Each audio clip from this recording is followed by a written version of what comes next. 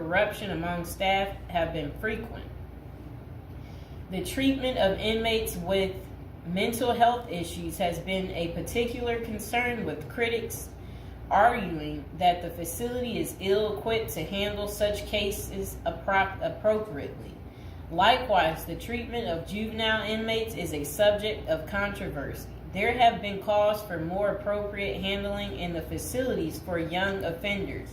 Numerous lawsuits and human rights investigations have targeted the conditions at Rikers Island, often focusing on issues like solitary confinement, the use of force by guards, and the prolonged detention of inmates awaiting trial.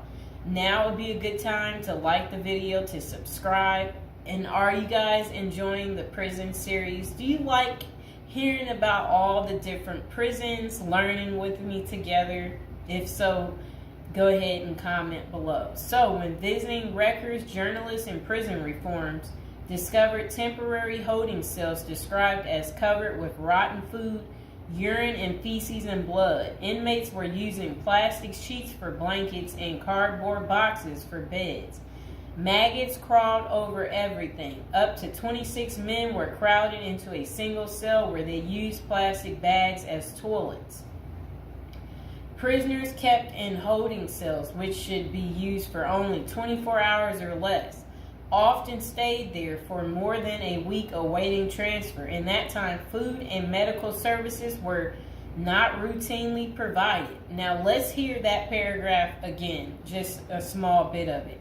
So, this was what journalists had noticed when visiting Rikers Island. The prison reformers discovered temporary holding cells described as covered with rotten food, urine, feces, and blood. Inmates were using plastic sheets for blankets and cardboard boxes for beds.